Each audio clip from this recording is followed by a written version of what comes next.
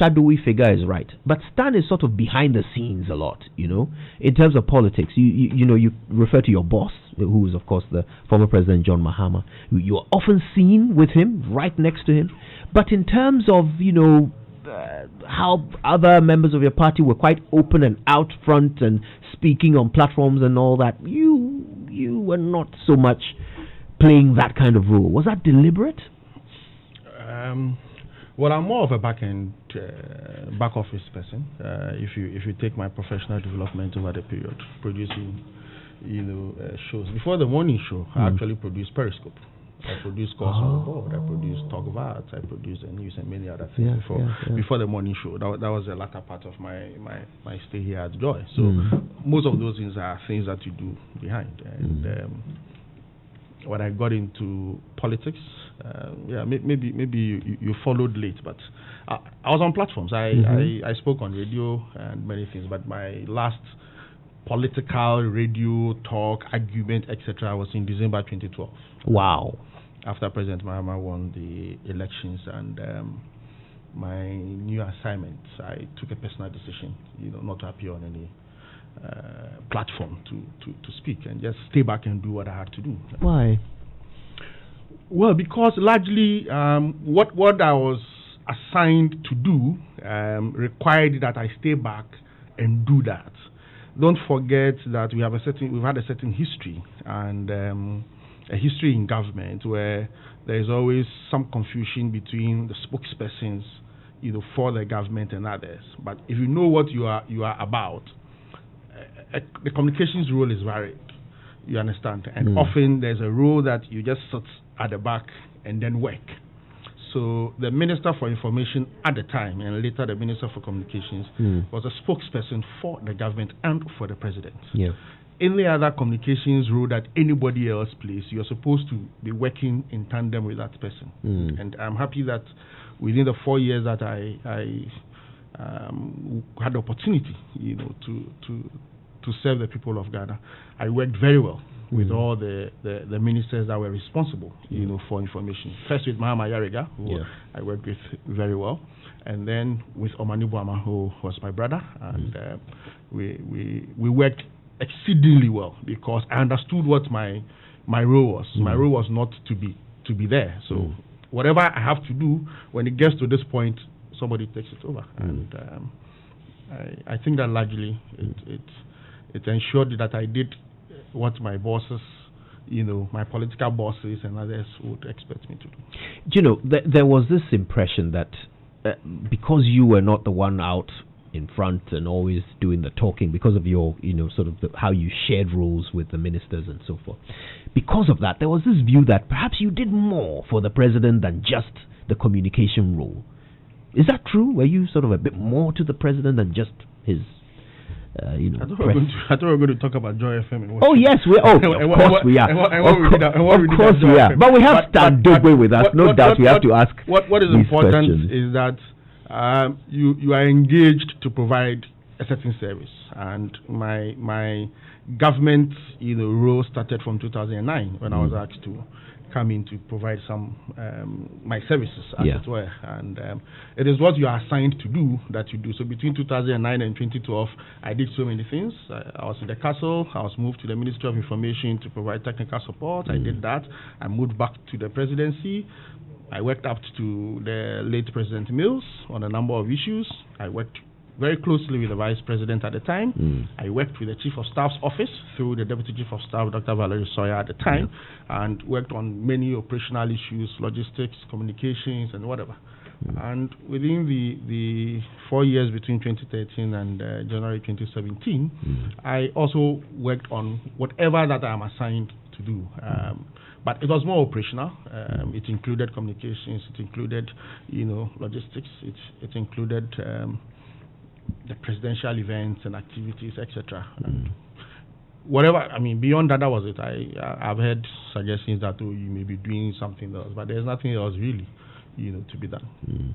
Now, I promise you, we're going to spend a whole lot of time talking about the good old Joy days. That's a promise. That's one of the main reasons why we are glad you're here. But forgive our curiosity, because we haven't had this opportunity to interact with you in such a long time. So we've got lots and lots of things we want to know about your time with the former president. And actually, let's bring it all the way up to date. Today, you still work for the former president? Well, I work for my party, so to that extent, yes, I also serve the former president as and when I'm required. Okay, because we have noticed that unlike when he was president and you were in every frame with him, everywhere he went, this time around we don't see you with the former president. Is that a deliberate thing? Well, it's actually not true that I was in every frame. Well, almost. We saw you almost all the time. It's one of the I don't know how to put it, but one of the ills of the job. If the president is coming to a program somewhere, I'll be one of the first people to be there to ensure that the place is set up, the right things are done, the motions are followed, and all that. So, you see me walking in and around the place. Sometimes without me even stopping to interact with him or say anything to him, really. I mean, sometimes when the program starts, I'm at my observation post somewhere, watching and getting down to those on the ground and asking them, hey, let's do this, let's do that, etc. Now we have very little programs to work on. So it's not like those days where every week he has quite a number of activities. So no matter what you do, at least 5 or so of those activities, people will see that, he has come to cross, the camera and passed and gone here. So maybe that also explains it. And I do not have any particular, roles when he's going somewhere that I have nothing to do there. There's absolutely no reason, to go. As unlike when he was president, and you have to be everywhere because of your functions.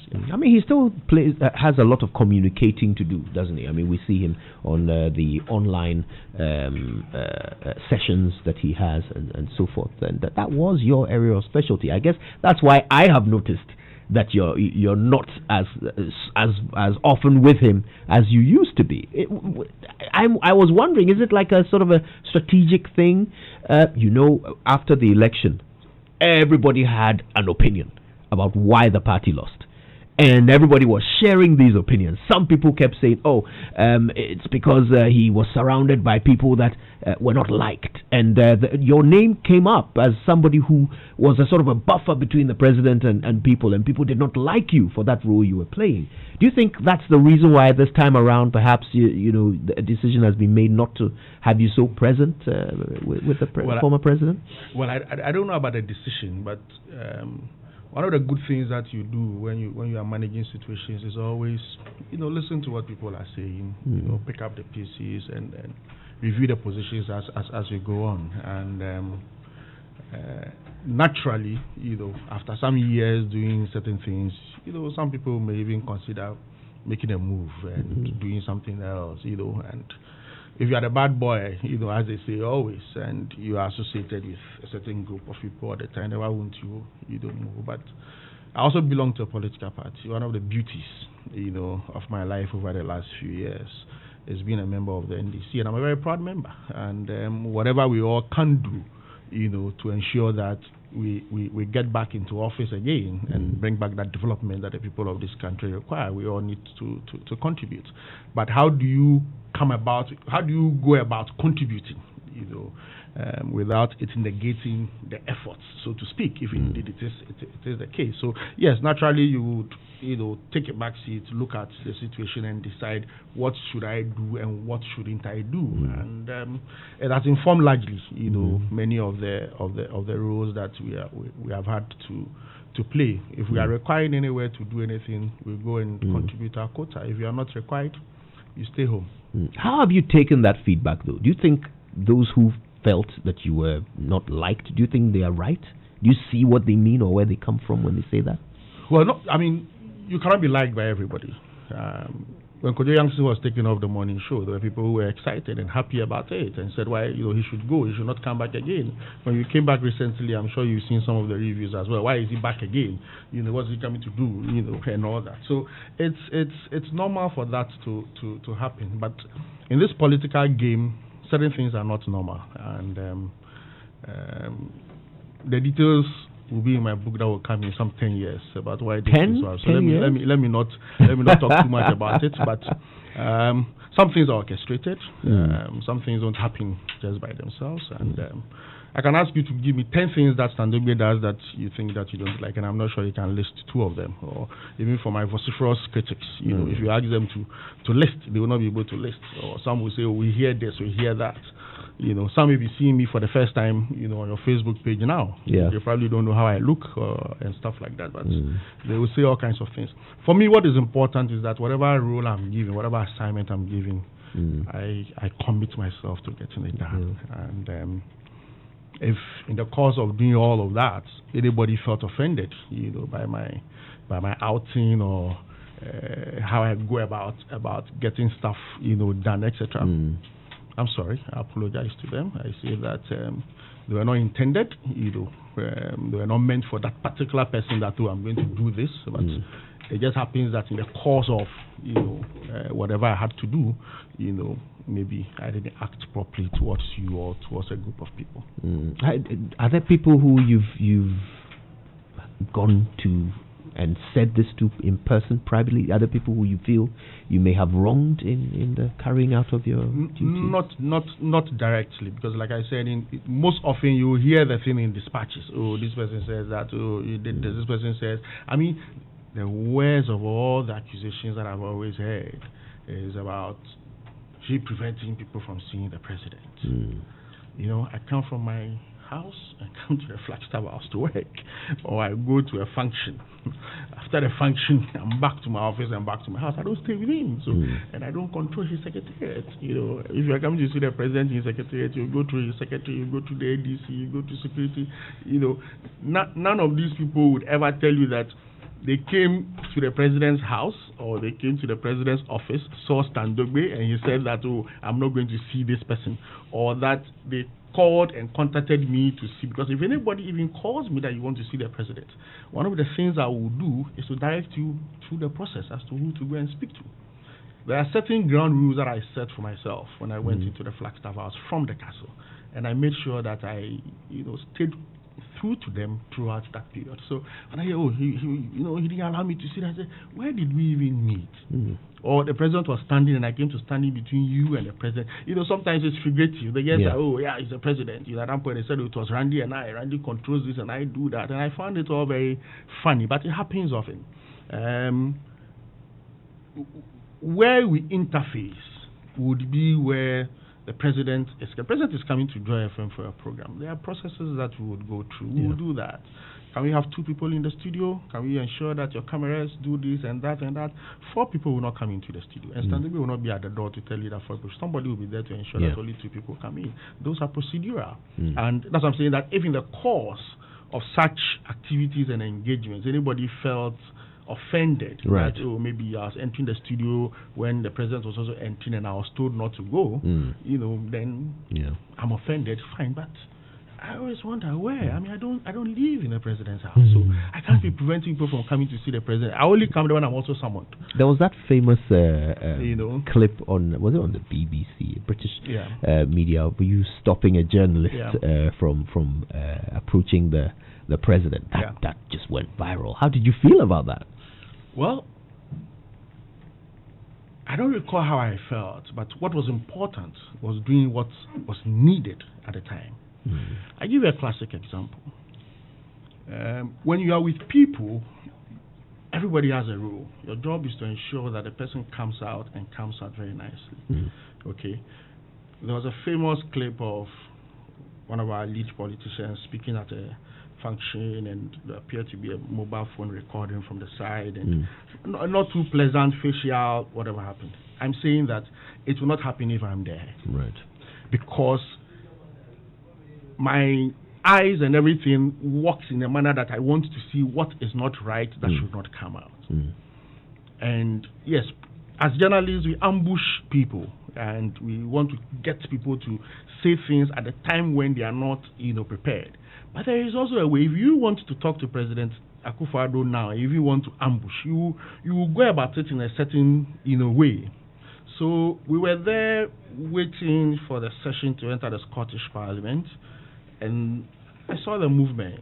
And the conversations, and I thought it was a little curious. So I asked the security officer to go and investigate what was going on, what were the guys talking about, and he came back with some feedback.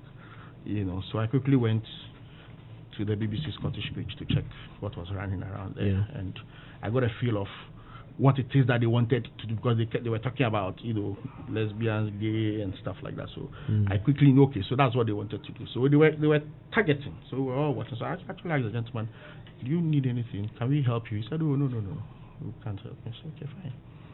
I want you to hold that thought. Let's hold everyone in suspense for a bit, because it's 8 o'clock. It's time for the Joy Business Minute. When we come back, Stan is going to finish that story of what happened at Scottish Parliament when he had to turn bouncer and stop someone from approaching the former president. We'll talk a bit more about his relations with the media, but we'll spend a lot of time talking about the good old days when Stan Dogbe and Komla Dumo brought you the Super Morning Show. Stay with us now. It's time for the Joy Business Minute.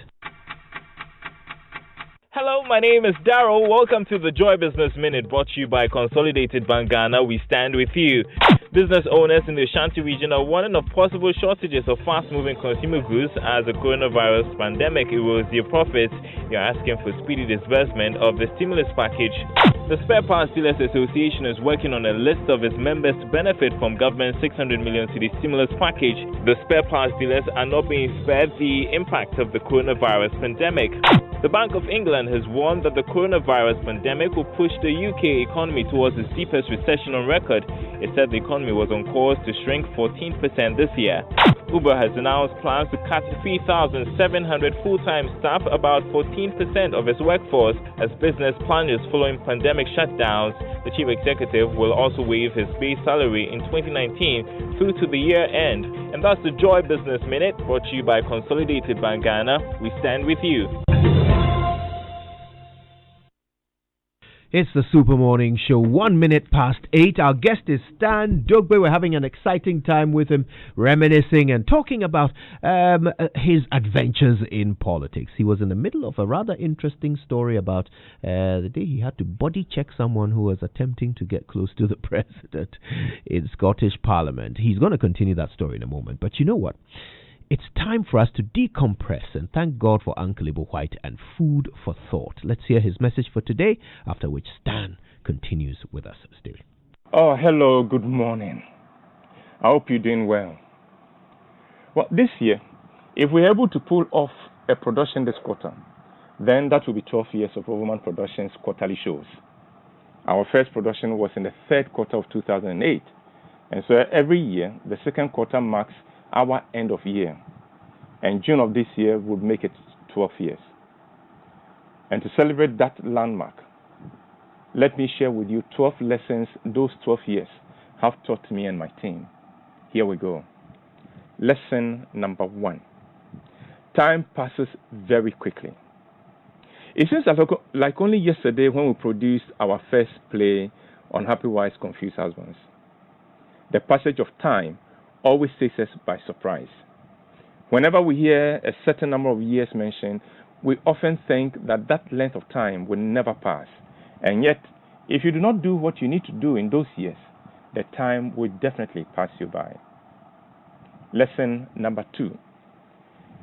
There is a huge talent pool in Ghana. Every time we hold our auditions at Roverman, we are pleasantly surprised at the number of very gifted people who turn up. Ghana abounds with all kinds of talent. What is lacking is the environment to harness and put them to positive use for nation building and for the enriching of the lives of Ghanaians. Lesson number 3. You are capable of more than you think. When I said in the third quarter of 2008 that we would produce a play every quarter, a promise which, by the way, we have fulfilled to date, I did not have any idea how it was going to be possible. Up to that time, I had the record of writing and producing 3 plays every 2 years. The fact that we have been able to sustain the quarterly schedule is proof that we are capable of more than we think we are. The truth is, we can do far more and far better than we give ourselves credit for. Lesson number 4. Ghanaians resent the success of their own. A leading arts and entertainment editor refused to feature my productions in his newspaper because he said, the man writes too much. Why? If you're a Ghanaian and have tried to be outstanding in anything, you will discover what I have discovered, that many Ghanaians tend to resent the success of their own. It can be the Ghanaian in business, it can be the Ghanaian in the media, or the Ghanaian in politics. They simply do not want you to succeed beyond a certain point, or they will find ways to cut you down to size. Lesson number 5. There are good people out there. Thank God. Ghanaians are so complex that this point may sound contradictory to the previous one, but in Roverman, we celebrate the lives of Professor Sakode of KNUST Medical School, who housed and fed the whole cast and crew on one of our trips to Kumasi. Then there's a banker in Takoradi who gives us his car whenever we are in the harbor city. And then there are people who would go out of their way to buy over 10 tickets every quarter for other people. Roverman has been able to sustain 12 years of quarterly shows because there are a few good Ghanaians out there who are eager to see that we succeed and prosper. They are in the minority, but thank God they do exist. The only question is, are you one of them? Lesson number 6. Don't expect it to be easy. One of the most consistent comments I get from new people when I put them on stage is, I didn't think it was this difficult. Many people would like to take on a project, but they expect it to be easy. And when they discover that it is not, they give up or they get discouraged. Life is not easy, and yet many people make the mistake of expecting it to be. Lesson number 7. Oh, we love the negative. We produce a play and the majority of the patrons love it and they come to us with positive comments. And then one person says he or she did not enjoy the play, and that brings the team down. And I frequently ask my team, why will you give more weight to the negative comment than to the positive ones? Why does one negative comment stick with us more than 10 positive ones? The truth is that we pay too much attention to the negative in Ghana, and it is a reason for a lot of the pain we experience in Ghana. Lesson number 8. Excellence has only one secret, and that is hard work.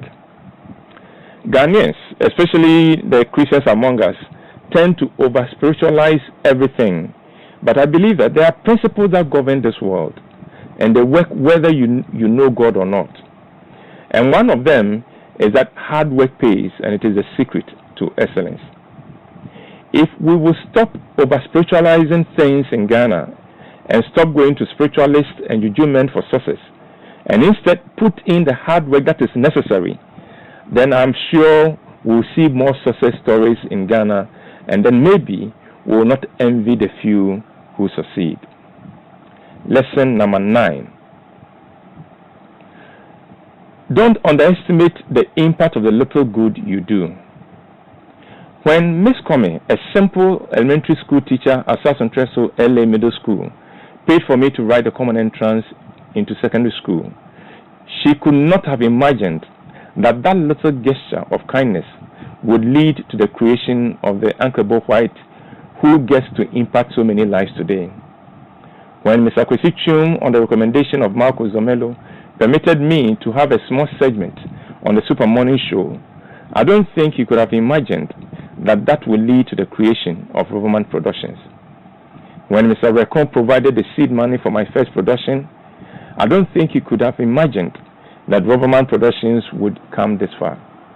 The point I'm making is that never underestimate the impact of the little good you do for someone when you are in the position to do so. Lesson number 10. Given the opportunity, everybody can become a star. Opportunity is everything in this world, though. You can have all the talent and skill and ability, and if you are not given the opportunity, your talent and ability will die with you. I see that in Roverman.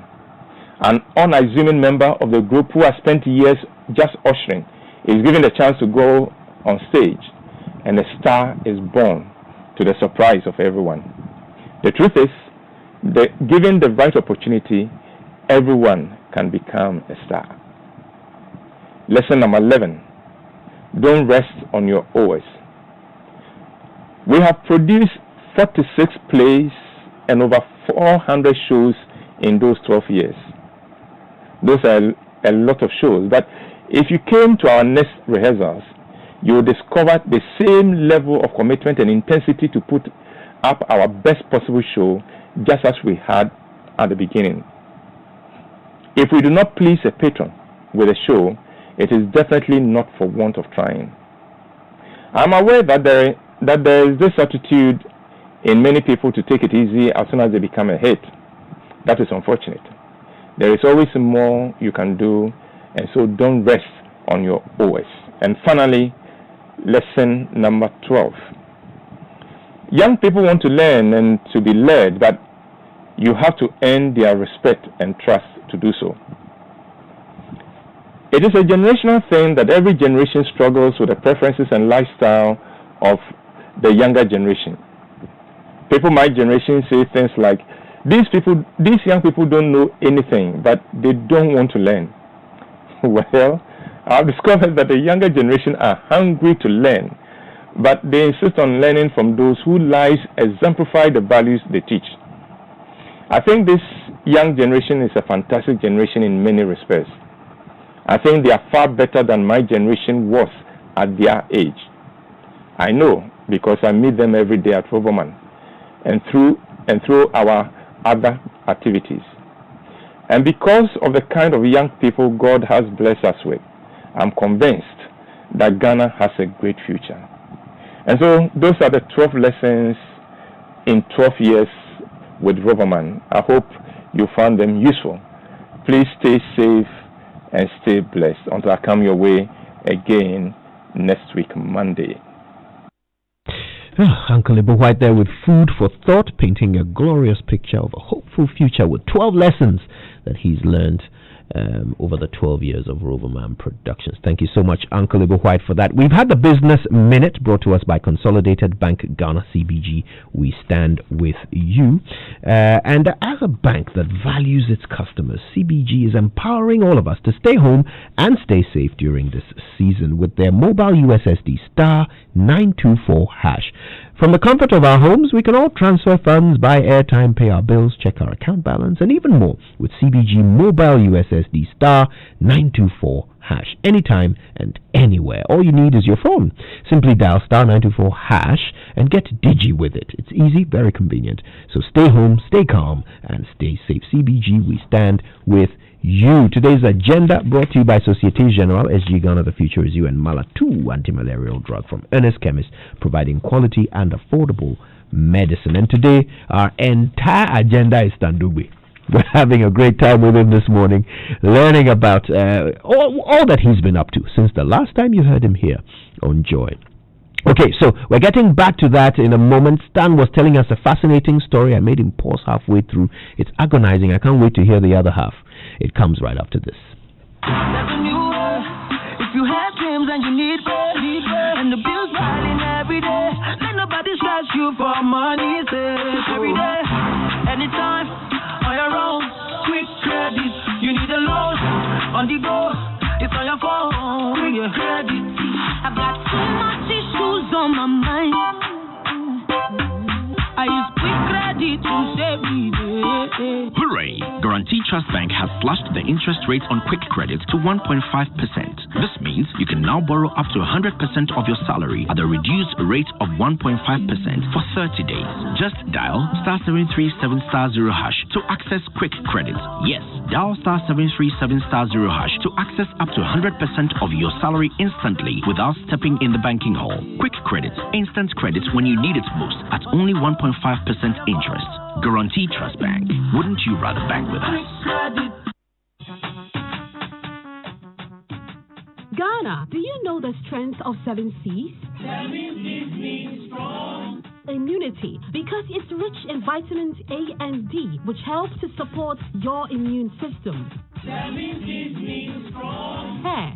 skin, bones, and teeth because vitamins A and D support you on the inside and also help you look great on the outside. Heart, brains, and eyes because it includes omega-3, which helps to ensure they function properly. To build strong families because it is the cod liver oil trusted by generations. 7 Seas Cod Liver Oil. Find this in stores and pharmacies today. Imported and distributed by Ernest Chemist Limited. This advert has been vetted and approved by the FDA. Get digi with it. Star 924#. Get digi with it. Star 924#. On your mark, ready, set, let's go. CVG Mobile USSD Young Co. Star 924#. Punk the go. Smartphone no, young phone no. Ever fire money transfer. For 3 hours of bill. For 3 light bill. Faster credit. Star 924#. You deserve it. Let's go. Get digi with it. Star 924#. Get digi with it. Star 924#. CBG is empowering you to get digi with CBG Mobile. Simply dial star 924# and get digi with it.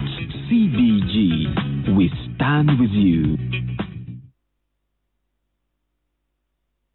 What does extra mean to you? Extra means child data. More minutes to talk to my loved ones. Data that doesn't expire. More talk time at the best rate.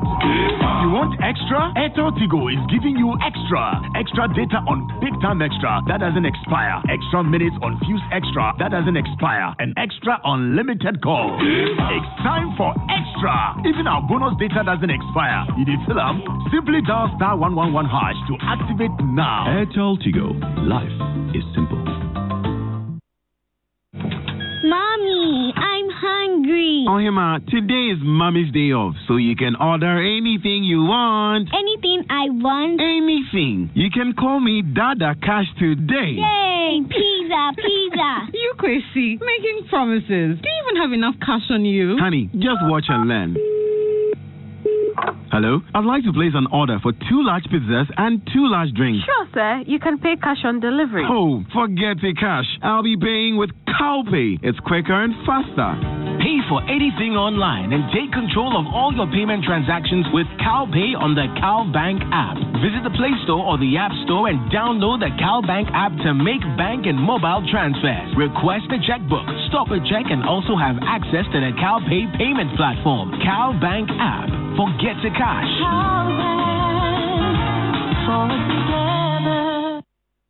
Coffee in your cup and joy on the set. The Super Morning Show is always the best on Joy 99.7 FM. You better believe it. 8:17, and we're getting back into our conversation with Stan Dogbe. It's a pleasure to have him in the studio, and we'll be reminiscing about the good old days here. He's also been telling us about his adventures in politics in advance of his autobiography coming out in 10 years' time, right? Maximum 10 years. All right. Well, listen, these are not normal times. In moments like these, we draw our loved ones closer. We discover new things, and we do better. Now, as you figure out how to entertain your energetic kids, collaborate on never-ending work from home, or hang out with friends together but apart, remember the most important insurance premium to ensure your family's safety is to stay home. Hollard Life Assurance will be there when you need them. So just call 0302 799 788. They've got you covered. Now, Absa Bank Ghana wants you to remember that all of their branches are open for business. Branches in Accra, Kumasi will be open from 8:30 till 3 p.m. All other branches will operate within the normal branch hours of 8:30 till 4:30 p.m. To ensure everyone remains protected during this period, all of us are reminded to wear nose masks when visiting any Absa branch. Now, Absa Bank is also encouraging you to use the Absa digital channels and enjoy secure and safe banking in the comfort of your home or office. Pay bills, buy airtime, make mobile money transfers, bank transfers, cash deposits, and so much more just by using the Absa mobile app with easy and secure fingerprint and facial recognition access, or just dial star 895# to the Absa USSD phone banking, even without internet connection, or just use the Absa intelligent ATMs with cash deposit and cardless contactless transaction functionality.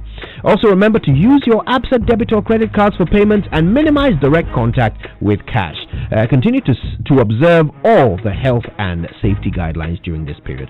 Stay safe. All right, here's a special message from our friends at Villa Monticello. Look, if you haven't been to this place, you need to check it out. It is quite literally one of the best hotels in West Africa. A lifetime of love deserves a day of pampering. So this Mother's Day, let the concierge at Villa Monticello's dedicated lifestyle business book one of Villa Monticello's luxurious suites and give your mother a well-deserved spa day and afternoon tea experience throughout the weekend. Get away to the beautiful landscapes of Provence without leaving Accra. Your wish is without a doubt their command. The concierge can help you spoil that special woman in your life because we all know she's worth it. Special gift hampers are also available for you to build Mama a unique gift basket for delivery throughout the period. Call Villa Monticello Boutique Hotel on 055-721-6752 to arrange a once-in-a-lifetime experience for your mother. Villa Monticello Boutique Hotel, delivering luxury through excellence. All right, so let's get back to it. Now, Winston, obviously we've been getting lots and lots of messages coming through, haven't we? What is everyone saying about Stan's return? Well, Coach, lots of messages that have come in this morning, and so let me start from Araba, who says, good morning, Kojonimo and Winston. Welcome back, Stan Dugbe. Please ask him about Komle's April Fool's Weddings Day. Whose idea was that? That news broke my poor young heart until we heard it was fake wedding. Komla, God rest his soul. Happy 25th anniversary. And one from Kobla from Kanishi says, good morning. Please ask Khan about his altercation with media men, during one of which he destroyed a camera. Okay. And Adam Walani also would want to find out. He says, thanks for bringing Stan to the studio. Ask him if he's calm in terms of his personal relationship with people. I quite remember when I was in the Joy newsroom, I had a fracas with him over a Joy FM tag. I hope it's still a new leaf. Anyway, Stan is a brother, a former colleague, and a comrade. And let me just get into more. This one says, good morning. It feels good listening to the Super Morning Show this morning, especially with Stan Dugbe in the studio. And here's a lot of questions for you, Stan. That's Eric B. He says, how was the feeling in the studio that day when Apia Stadium from Kumasi called the show and insulted Komla Dumo? That phone call should be taught in journalism class. Yes. And he also asked that there was a time that who was chasing Stan and Komla back in the days when they were Joy FM. According to him, there was this black car that always followed them when they closed from work. Were they able to find out who the person was? Oh, right. So those are the questions coming in. There's still more, but Kojo would let him, Yes, we'll get some answers. A couple of tweets as well. Let me just read these quickly. This one is from Asemboni Kutuku. He says, Stan, loving you on Joy. Robert Ephraim says, Kojo, don't you think we're more focused on the COVID-19 and our wicked people are more focused on the Galamsey? After COVID-19 is over, we're going to meet harmful water bodies. That's a concern from Robert Ephraim. Thank you for sharing that. Let's see. This one is from Charles Atsiatia. I hope I've said that right. And he says, time to stick to radio with Kojo and Stan. Please tell Stan that I salute him.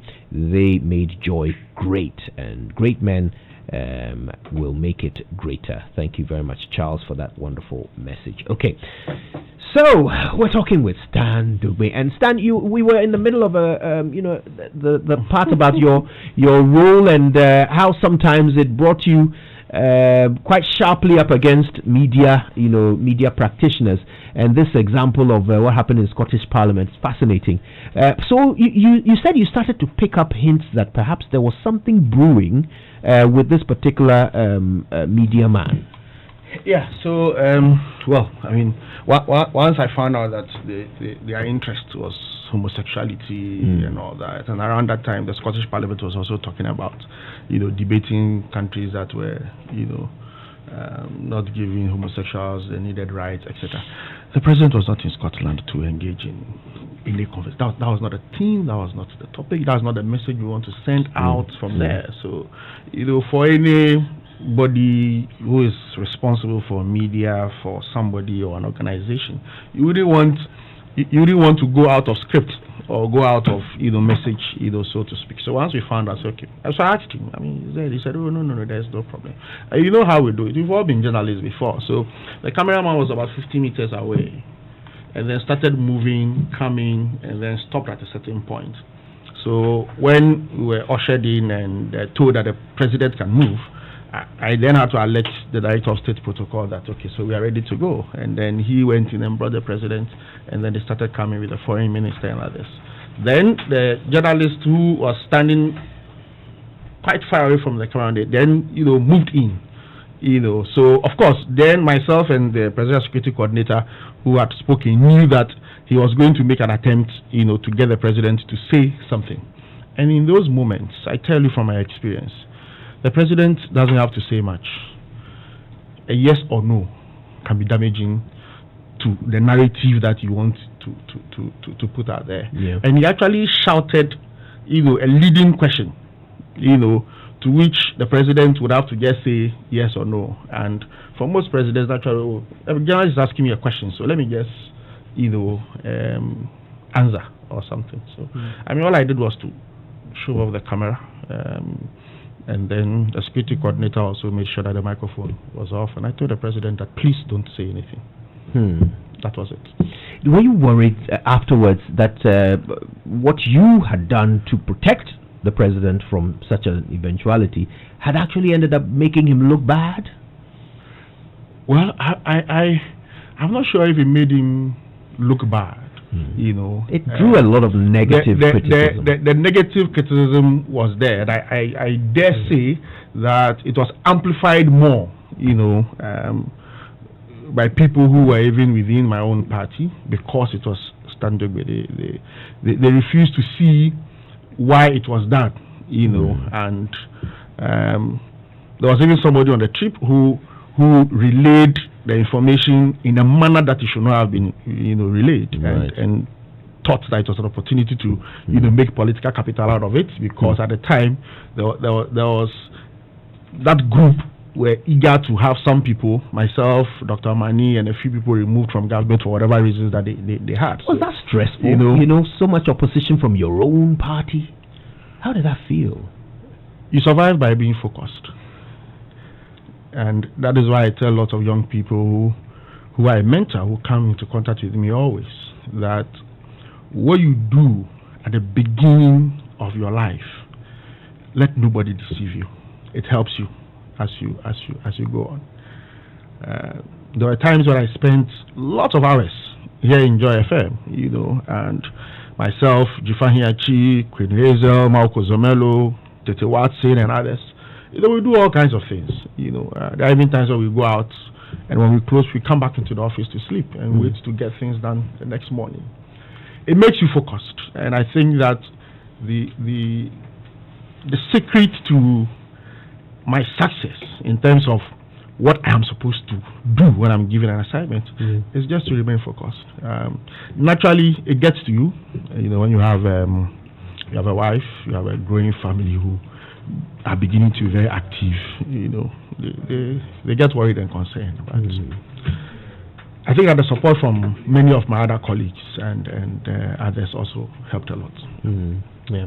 Now, in terms of your role with managing the media around the president, this was just one of a number of examples of times when people, questioned some of the things you did. We just had a text message, somebody asking about I think it was Yaya Kwamwa, right? That was his name. The guy from GBC whose recorder you smashed. What was that so about? it's good you said recorder. Somebody said camera. Oh, okay. Somebody said media man. So how many media men has Tandobi assaulted? Well, this is the only issue that came up. But you hear the narrative. I mean, even the Minister for Information, Kojo Ponkruma. But assaulting one media man is one too many, isn't it? Yeah, I did not assault. That's the point. So I'll address it. But I'm just saying that sometimes the narratives become a little troubling. When people pick it up and they give all kinds of reasons and all that. So, as I've done before, and I'll do again, I apologize to my colleague from GBC for for that incident that evening at 37. It was a very troubling day after all that had happened, and the stress I had to go through with some of my colleagues to prevent my own colleagues, journalists, from filming their colleagues who were injured and looking dirty and all that. It was stressful, you know. I had to send to my house to bring my wife's clothing for the female journalists who were there, brought my own shirt and others for them, so that they can all change and, you know, clean up, freshen up a little, you know, before people can see them. And all that, my own colleague journalists thought that all they needed to do was to film them with the blood on them and all that. And, you know, I thought it was quite disappointing. And I think there was one elderly journalist who I told that I thought that you were somebody who should be helping me rather get the others to know that, listen, the people are injured, let them be treated. After that, you can come and film and talk to them, but not with the blood, etc. We had gone through all that. We had lost painfully one of our colleagues, and the family had been invited over. They didn't know at the time that was the case, and we needed to inform them about it.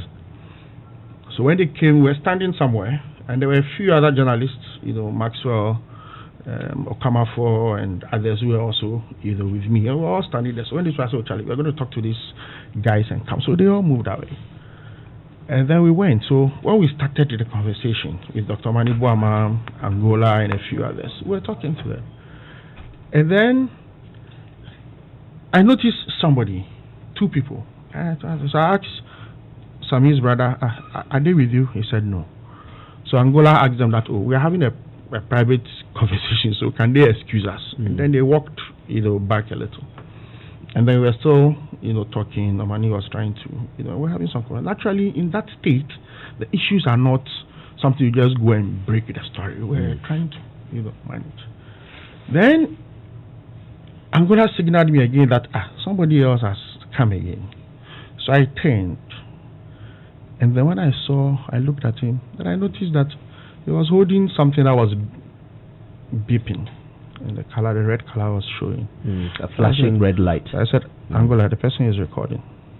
To be honest, at the time, I didn't even know. I mean, you can't even tell that this is a journalist or not, because all the other journalists who were standing with us were now in front of the, you know, the emergency ward, and we're just waiting for us to finish. So Angola went to him and said, why are you recording us? Then he said, he wasn't recording. Angola said, why are you recording? You know. So I turned and went to him and I said, but why are you recording? So I took the recorder. I said, but that's the recorder. Then he says, to be honest, I just took the recorder and I said, Charlie, why do you guys do this? We are in a serious moment. And I just dropped the recorder on the floor. I never smashed it. I didn't touch the gentleman. I didn't hold him. I didn't even know who he was. It was not until we had finished with Sami and co, before Sami's family and co, before Maxwell and co came and said, the guy was from GBC Radio. And they were even asking him that, but we were all standing here, so if you have come, why didn't you come and just join us? Why do you go there and you are secretary recording and all that? Our job is to look for information no matter what, you know. But if you are recording me without my knowledge and I also find out, I have to stop you from doing that. So I dropped the recorder. I never smashed it. I never, hit it with a stone. I never touched the gentleman. But of course, once the story came out, the other part of the story coming out and how it was portrayed and the role of the Media Foundation for West Africa and the people who were paid by some people to raise petitions against Tandugbe, make noise about it and do all that. It happened. People were paid. What was important was that this is somebody that you have found out was a colleague journalist, whether what he did was right or wrong. And to be fair to him, he didn't make any upheavals about it. You know, it was people who rather made upheavals. So I apologized, to him. I apologized to the GJA president as well. I bought a new recorder, to replace what he had at the time. But it didn't stop that, narrative from going on all over. This is the first time I'm actually speaking to it. But it wasn't a camera. It wasn't medium. It was a recorder that I think, because I didn't know that the person was a journalist. But even if he wasn't a journalist, I mean, why were you recording at the time? So that was a reaction, and it wasn't because of anything, But I'm saying that beyond that, there is no other example that anybody else, would cite. But, do you wish you had handled it differently, or do you feel you were right? No, in matters like this, it's not about right or wrong. You don't go on that tangent. If I were right or I were wrong, I would not apologize to him about what had happened. Like I said, the moment and what was going on. If you are standing in front of your house, maybe with your wife, having an argument or something, and somebody comes and even takes his phone to record you, you react. It's not because you are wrong or you are right. It's just a reaction. But should we? Yeah, sometimes you need to manage that. That's the point. So I called him up, apologized. I mean, this should not have happened. If you had even come to me and said, "Oh, I'm from this place," because when we met you the first time, and I said, "Oh, you guys go back" or something. But and of course, because he wasn't somebody that I could also easily recognize. So when I was like, why is he recording? In fact, it didn't even click me that he could be a journalist. I just like maybe somebody who was just walking around and so there can be no right or wrong to these matters. What is important is that something is not right, it isn't proper. You apologize, and let the person know that, look, this shouldn't have happened this way. I'm sorry about that, and there should be no conditions at all. Right. Now, you are a seasoned, experienced media practitioner, and it was that experience that took you into this role with the president. And you gave a great example when you were talking about the Scottish Parliament situation, where indeed, if the question had been thrown at the president and you had not intervened, he may have given an answer that could have ended up being damaging.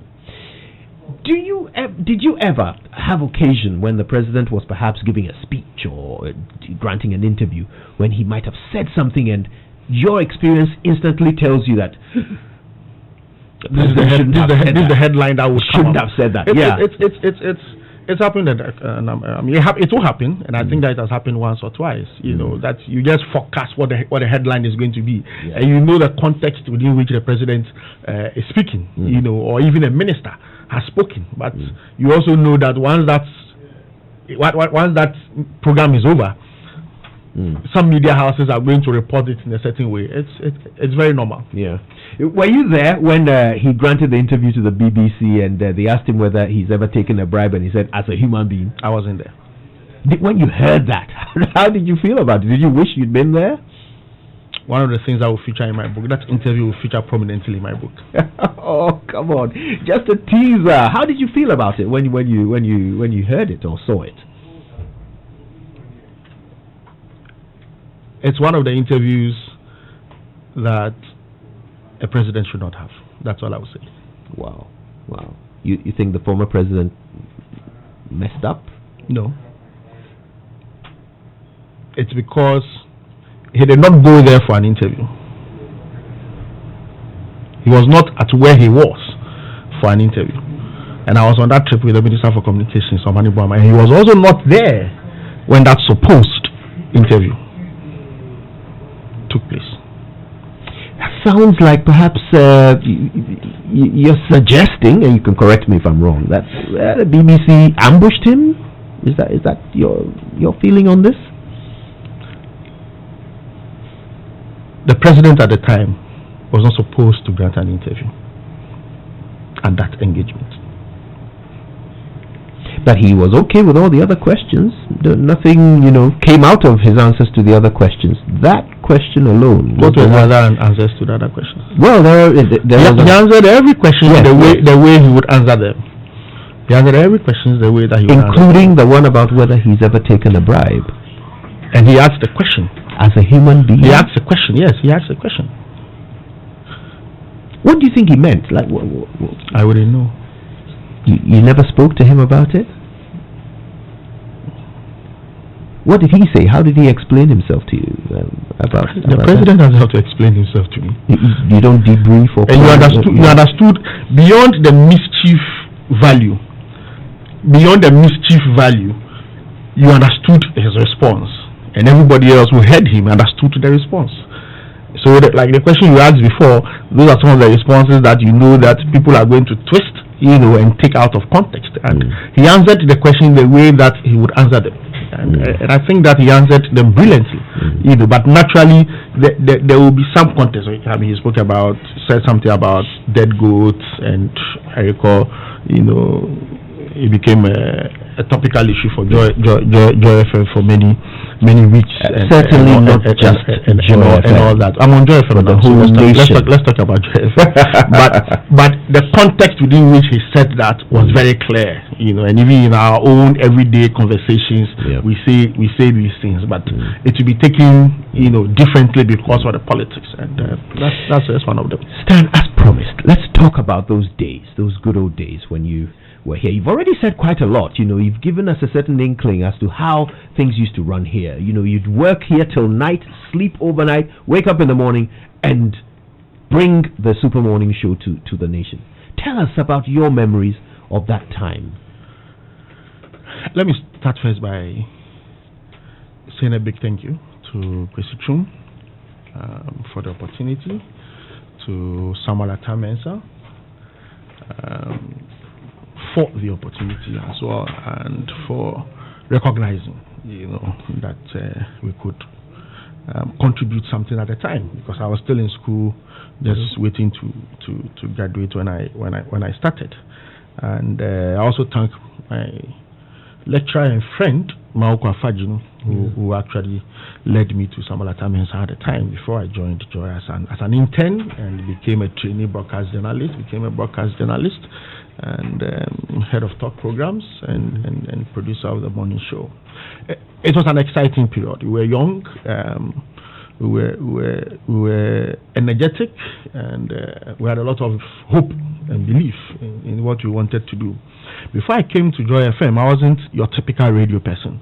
I wasn't one of those who, were always, listening to radio and following all the things that were going on. But I mean, at a point where we had a conversation as to what do we do after school, and my uncle said, "Look, why don't you just go into radio, go for an internship here?" And I came in, and I think that I enjoyed every bit of it. And for me, it was exciting because I had like-minded people, and we did a lot. Even though I was in the newsroom, today I'm benefiting from all the things that I learned at the time. There is absolutely no event or promotion that Joy FM held that I wasn't present, even though I was in the newsroom. I was always there, and I learned a lot, doing that. Today, radio is not as exciting as it used to be. Somebody talked about the April Fool's promotion. Yeah, I mean, promotions were a key part of radio. It made listening to radio exciting. It softened people. It got people who were even stressed out to relax. Now you guys, from 6 o'clock to 10 o'clock is hardcore. You don't even. I mean, I'm not a music person, but on the morning show sometimes we come in archives of old, select some nice music. Come and say, "So I want it this way." I say, "Listen, guys, today I need some gospel, or let's do this." And people will listen to music for a long period, excite themselves, driving to work with their kids and all. And the promotions team were great. I mean, Samuel Tete Watson, Ajangma, Eugenia Pia, Fumi, Layo, and many others. They were always coming out with very, very exciting ideas. And that wedding, I mean, before anybody would actually believe that it was an April Fool's joke, it would have been tough, because it was a well set out wedding, and the guys really, really did well with it. And there were many, many other promotions in the morning, some that children loved, some that students loved, some that parents loved, and all that. And it made working in this environment very exciting, and we had very great colleagues, Jifa Hiachi, Maoko Zomelo, Fred Chidi. I mean, if I want to share memories of some of the things that we used to do back then in the day here, you won't believe it. I mean, Jifa Hiachi bought a motorbike. What? And we told ourselves that there is no news that would happen within Accra and Tema that will not break it in less than 5 minutes. So unless we don't hear, I jump behind him and we are off. Wow. And he used to have this huge Mobitel, phone at the time, and we said, "Listen, let's go, put us on air," and we did all that, and we enjoyed great sessions. Keke Sechiado taking us through location reporting and how to report from places and all that. So it was exciting, and one of the things that also helped me personally in Joy FM was something that even before I started producing Komla, we used to talk about. that you don't need to be friends to work together. Ah. You don't need to be friends to work together. So, Tete Watson is my very good friend. Somebody else may not be my very good friend. But once we are in here, we have to get the work done. So whatever we need to do, push the stakes and get the work done. We get it done. We are all happy. We are all excited, and then we go. And I think that the outdoor activities and others ensure that there was a very good balance between coming to hold yourself within this building and then going out there, getting some fresh air, taking your programs to the people, engaging with the people. Kamla and I used to go all the way to Cape Coast, Takade, to talk to, students and others, and come back, and I think that it was exciting. Yes. Wow, well, you certainly make it sound exciting. Wow, what a golden era that must have been. And look, if you have questions for Stan, call us 0302 216 541 0244 340 437. The text console is blowing up, so I have no doubt that the phone will be exploding in a moment. But Stan, while we're waiting for those calls to come through, tell us about the late, the great Komla Duma. What was it like working with Komla? It was a very relaxing relationship. At the time when I became head of talk programs, it invariably meant that the Super Morning Show was under him, so under the talk program. So I was Komla's boss, and Komla was general manager of operations. So Komla was my boss. So we used to laugh. We were in this used to be our office, where your studio is now. Used to be our office, and so he sits here, and I sit here. And we laugh, we talk, we discuss issues, and then when we go to the studio, I'm the boss. So what I say you do is what you do. And he exemplified the producer-presenter relationship, where you say that the producer is in charge. I noticed lately that, not with your show, but for many other shows on many radio, the presenters think that they are the all in all, is what they want to do, what they want to say. But once you're on air, you are going on and on. You don't know what others are saying, what they're doing. So the producer is the one who is following, sends, message, do this, let's do that, next, whatever. And Komla knew how to go by that, and we went about it. And we have intense debates and arguments on issues. We had them. And the beauty about Komla, and what people do not know a lot about me, because my politics has overshadowed, my other self, was our humility. There are times when in a day I will speak to about 10 people, just trying to get an understanding of an issue. So I get onto the phone with Zwenis, get onto the phone with Sankuma, call somebody, Mr. Kwame P, just to understand. We want to understand what this is all about. And I say, come on, look, this is what they are saying. They say, no, let me speak to them myself and see.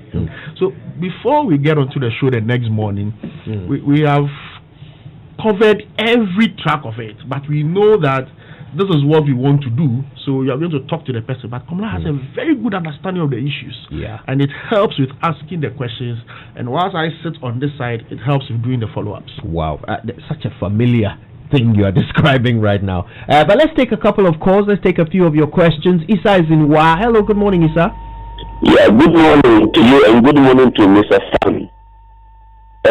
Actually, I want to say that Stan is one of the few good journalists we have in this country, and he is somebody who has lived his life worthy of emulation. And I must say that Stan is a good person, but when he was working with the President of the Republic of Ghana, he was misconstrued by many people. I just want to say that Stan is good, and for him, he should keep on doing what he is doing. As for the public, sometimes when you are doing something good, they will want to find fault with you. But that does not mean that he was wrong when he was an aide to the president.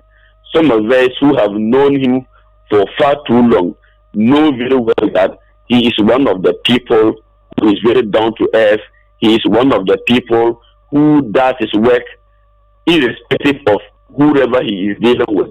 He is just a good person, and I want to urge him to continue doing what he is doing. That's wonderful. Thank you so much for sharing, Isa. Let's go to East Legon. Here's Sefas. Hello again, Sefas. How are you? Hi, good morning. Thanks so much for calling us. And a very good morning to my brother, Stan Dogbe. I have had like 2 encounters with Stan Dogbe. I think the very first one was at our campaign launch. I think it was in Cape Coast. And the security guy didn't understand why I had a pass to the VVIP. And he was kind of manhandling. And Stan walked towards me and I actually asked the security guy to apologize to me. That was my very first encounter. The second one, I think it was on a platform that we all belong to. And like he said, people say all sort of things. Sometimes you believe them and then you take people on. So yeah, I took Stan on really, really bad on a platform. I think it started around like 11 p.m. and we ended around like 5 a.m. He kept explaining that, listen, what he heard was not right. It's not true. But I wouldn't just listen to it. And you see, in politics, like he said, in politics, there are things that are really orchestrated. People actually do things that would... Yes, we're listening. Yes. So people actually orchestrate things. So my advice to Stan, I think, is sometimes he's a bit emotional with some of the things he does. So at least now that we are out of power, we've all stepped back a bit to understand things properly. And I think I've seen better communication from his point of view now. Sometimes he would come to explain things when I think that didn't happen in prior to 2016 elections. We didn't have too much. I think he probably was too busy trying to do things. So even we, those who have privileged positions, to get information and all that, we're not getting those things. So we have perception of our stand. Yeah, perception.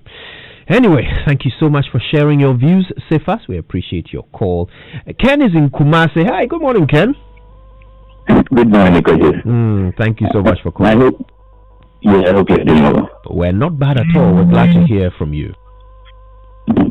Yeah, could you know something? I'm not thinking about this. I think people are good when they're in radio, but when you get into politics, then the politics overshadow their good part. You see, I remember I did listen to him some time ago with Kobrajumo. But the fact is, I got to know the other part of him when he was in politics. And I'm like, just trying to think of the way he's talking right now, like on radio, you can see the good part of him. So I'm always like, why? This is the question I want to ask you. Why do people get into politics? I don't get it. Okay, all right, that's a good question. Why? Why do people from the media go into politics? Well, I'm sure Stan can answer for himself in a moment. Kofi is in Sogakofe. Kofi, good morning. Good morning, my brother. It's good to hear from you. Sogakofe greets you. Oh, I take him. It's good to hear from Stan Dogbe, our own brother. It's often said that you think globally and then you act locally. Stanley has done a lot for Ghana and for the government, and through his instrumentality, he has helped constructed an ICT center at Dabala. I want to ask him, when are we going to put that facility to use? Okay, good question there from Kofi in Sogakofe. You can call us too, and there's someone on the line right now. Yes. Okay, who do we have on the line? Hello. Hi, so yeah, this is Senior Jom. Stan knows me very well, Senior Jom Adadevo. Senior Jom Adadevo. Thanks for calling. Okay. Thank you for having me. It's great to hear Stan. I think the issue, like the caller asked, why do people change when it gets into politics? Having worked with Stan for over 10 years, because he had a publication as well. I don't know if he still runs it. I think sometimes we go into politics with the same mind frame as we had in the media, so prim and proper. But you see, politics sort of, like he said, people play all sorts of games. So sometimes, like he said himself, most of the rumors were coming from his own camp, not even the media having to perpetrate anything. people around him, said it out. And then if you from afar didn't know him, you would also have the same notion because, hey, if the man who shares an office with him is saying the same thing, then why not? Okay? So I think that going forward, should NDC come into power and stand his shoulder, I think he would have to be to work on his communication to the people. I mean, the prim and proper doesn't really work for. I think, quote and unquote, politics doesn't really like the straight jacket and the true thing. You get it? So you have to be a bit of a people's person. But I think Stan went in with his professionalism from the media background. So hence the bad blood, quote and unquote. Yeah, that's a rather good explanation there. Thank you for that. Daniel is in London. Hello, good morning, Daniel. Hi, hello, good morning. Thank you for calling us, Daniel. So, what's on your mind? Kojo, this is Daniel here. I just want to thank Stan. I don't know if he remembers the collaboration with student UCC, that's a student radio station, Radio Valco, where some of us were working as students broadcasters at that time, and it was just a privilege, to be connected to him. I remember we organized time with Komla Dumont, which he at that time, as the producer and also in charge of events, was very, very instrumental. He believed in us. I remember writing a lot of letters to really convince him that we were able to pull this off. And they drove all the way from Accra himself, Komla Bennett Frimpong at that time, to UCC to inspire the students, which I think gave a lot of, people who are currently working at Joy FM the inspiration to take this further. I would like to say a very big thank you to him for that opportunity that time. Thank you so much for that, Daniel. And I used to be at Radio Valco, but that was I think before you and Komla came over. Ziplin is in Kumasi. Ziplin, good morning. Good morning. Good morning, sir. Thank you for calling us. Right. I would like to ask my big brother to tell us about the rape case. Oh, I don't have anything about that. He has a rape case with a lady here in Tech. So please, could you like to tell us something about it? Thank you. Well, thank you for calling us. Ziplin in Kumasi. Kofi also is in Kumasi. Hello, good morning, Kofi. Yeah? Oh, hi, there you are, Kofi. Good morning. Handsome Kajo. Handsome Kofi. Yeah, this is Kofi Bajumba. How are you? I'm very well, thank you. You see, Dave, sorry, Kajo, if I heard Stan right, he said he didn't smash the phone or any camera, but he ended up saying he bought a new camera for the GBC man. I don't know if he didn't smash anything. How then did he buy a new camera for the GBC man? So my advice for people who take positions such as the one Stanley held, they should see the journalists as partners. They are your partners. They are not your enemies. So even if a journalist does something and he goes wrong, you must see him as a brother and as a partner. And you should approach the person with all respect and with all dignity. You don't take your position to, bully or, let somebody know that, you are now a boss. Here you are now apologizing. You see, you are now apologizing. If you had taken your time a little bit, you wouldn't be apologizing by now. So my advice to people who take positions such as him is that today you are in a position, tomorrow you become an ordinary person, and then you will be apologizing. And only a few people will accept your apology. So I think this is my advice for them. Thank you, some man. Thank you, handsome Kofi, for calling us from Kumasi. Kufuruja is our next stop. This is Salifu. Hi, good morning, Salifu. Good morning, Kojo. Thank you for calling us. So, you're enjoying Stan's interview? Yes, but I just want to thank Joy FM for bringing all or some of the former staff. And this is a very big opportunity, both for Stan, the way he has spoken this morning. We just want to see, look, Joy FM is a great organization. When you work with them and you are leaving, you make sure you live with good vision and good mind. Today you've come back, you've explained your everything with joy, and we are happy because some of us were thinking that since Stan left, is he fighting with Joy FM? We've not heard anything from him from Joy, and this has also diminished the suspicion that maybe some of your staff were fighting with him because he was with NDC. So this is a very good opportunity, and all what he has said, I think God will forgive him, and he should learn more. He has now got experience, and when his party comes back, he will learn more. Thank you, Joy FM. But some of us who are always listening to you for 25 years, if you put to, you have to call us so that we celebrate with you. That's a great idea. Thank you so much. Thank you for that.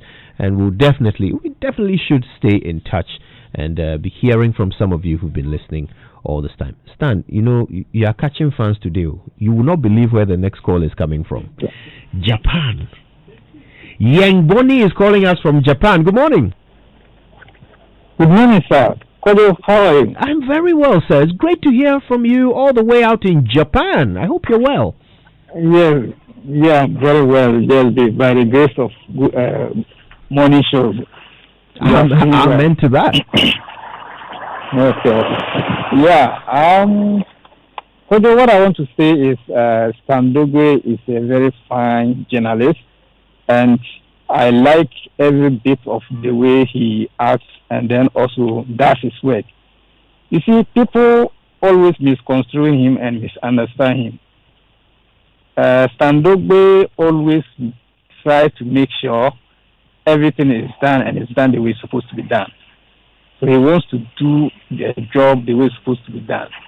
So, but in politics, once you step out, and especially when people expect you to be part of them, and then they see you to be the other side, they always would try their best to paint you in a certain color so that you will not enjoy the work. And then also those who give you the opportunity to be in forefront to also begin to hit you.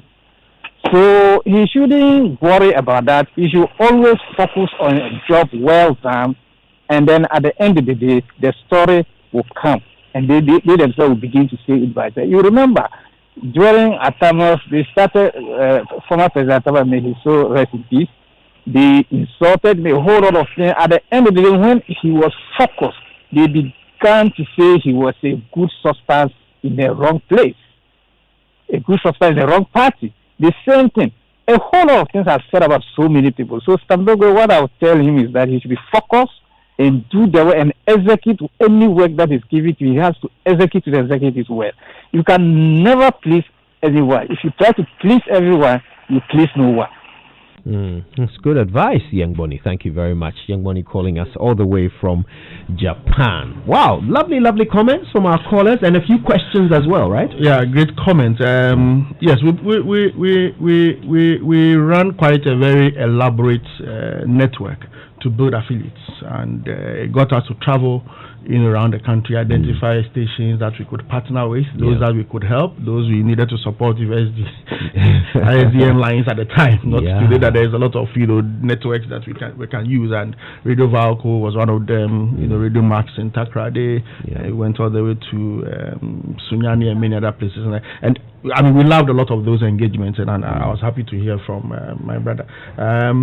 There was another issue about media people going into politics, lawyers going into politics, teachers going into politics, accountants going into politics. So it's not about media people wanting to go into politics. The truth is that in 2009, despite having joined the campaign for the NDC between 2007 and 2008, I never dreamt. I never woke up one day and told myself I was going to work in government. So when I was even called to perform an assignment with the transition team at the time, I just thought I was doing that and going back to my private business. But I was called to come and do something, and then the rest is history. But I mean, we need to do politics. We all cannot do politics, but those who can should do it. The clergy should also go into politics. Really? The politicians are running this country. They are the ones who will take the developmental decisions in the long run. You can complain about whatever is being done or has been done, but they will take those decisions. So who should go and do it?